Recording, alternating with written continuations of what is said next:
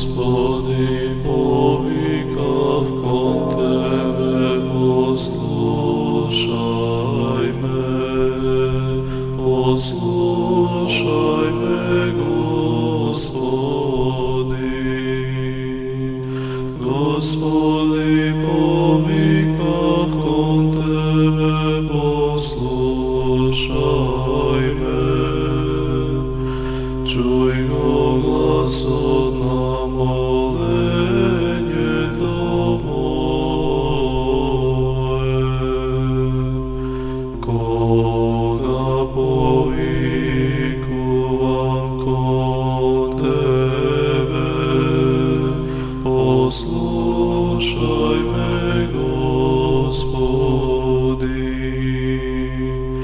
Нека се исправи молитвата моја, како земја пред Тебе, а воздигањето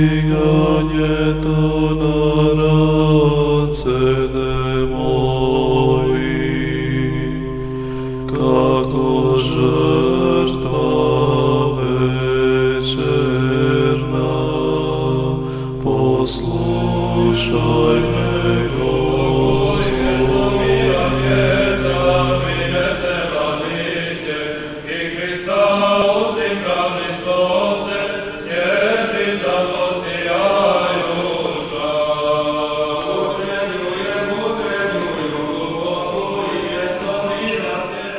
Денеска нашата Македонска православна црква го чествува споменот на светиот пророк Софрони, светиот Јован Молчилав, свештеномаченикот Теодор архиепископот Александриски, преподобниот Теодул и преподобниот Сава Строжевски. Светиот пророк Софони бил родом од гората Саварат од племето на Симеон. Живеел пророкол во 7 век пред Христа, за време на благочестивиот јудејски цар Јосија. Современик на пророкот Еремија, имајќи големо смирение и чист ум, во Бога воздигнат, тој се удостоил со предвидување на иднината. Го прорекувал денот на гневот Божи, казната на Газа, Асколон, Азот, Акарон, Нинивија, Ерусалим, Египет. Тој го видел Ерусалим како невернички, освенат и насилнички град, во кој што кнезовите негови се како лавови што рикаат.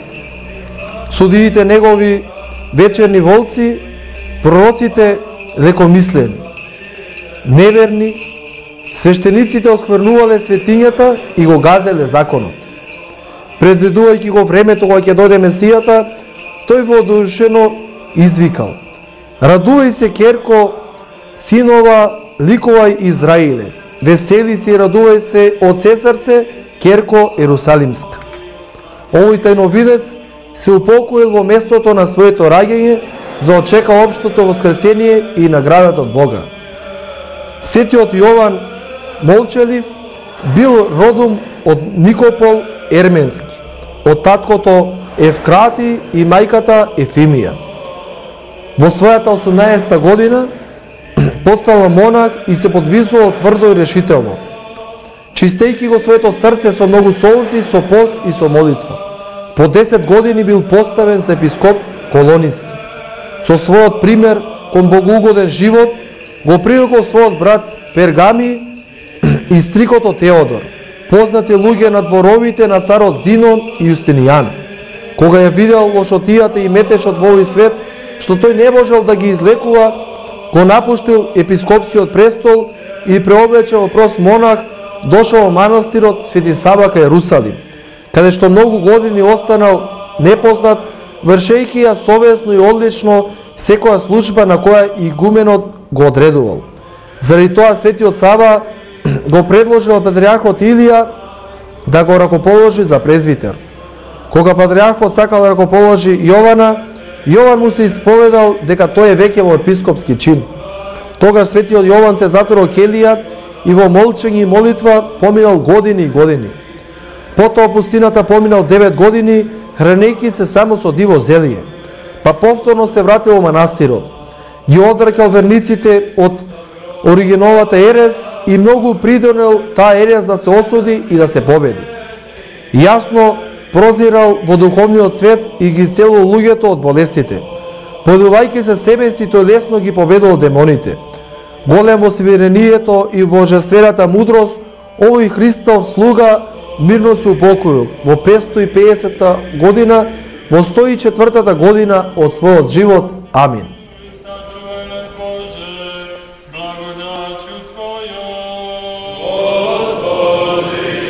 Течејќи историјата, неминовно ги одредува поединечните збиднувања.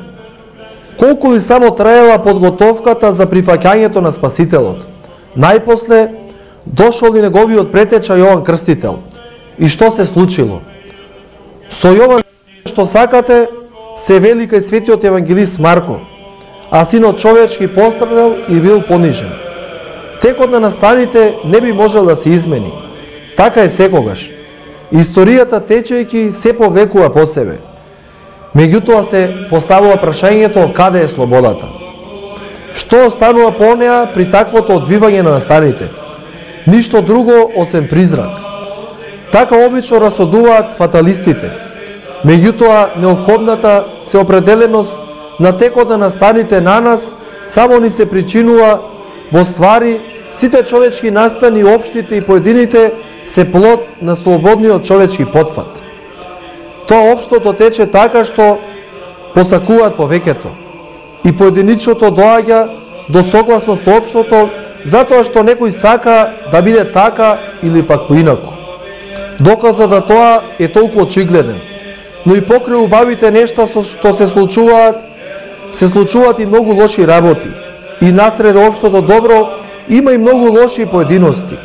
И уште насред цврстата одлучност за општо добро се раѓаат поединечни кои растејќи и јакнејќи се повеќе и повеќе најпосле навладуваат и само општат и го заземаат лошиот тек на нештата. Што било заеднички меѓу христијанството и карактерот на времето во кое злото нашло свој ракулец на овој свет? Христијанството посадило неколку лица кои не биде пород од неопходниот тек на историјата. Тие кон себе привлекле таква толпа на луѓе која имала неизгаснила жет да го прифатат по секоја цена.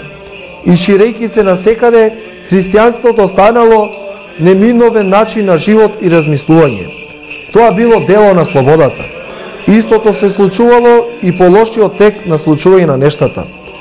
Како ли се расипал толку многу западниот свет? Сам себе си се расипал затоа што луѓето наместо од Евангелието почнале да учат од незабошците и да ги примаат нивните обичаи и навики. Најпосле се расипале. Така ќе биде и кај нас самите. Почнав и ние да учиме од западниот свет, кои отпаднале од вистинското учење на Христа Раснатиот. Во себе го примаме, го абсорбираме нивниот дух. Тоа ќе се заврши така што слично на нив ќе свртиме грб кон Христовото учење и началата на вистинското христијанство. Ако ние почнеме да внимаваме, ќе го истераме тоа зло кон залезот на сонцето. Злото каде што е местото, ако ли не пак ќе потониме во самото зло. Слава му на Бога. Амин.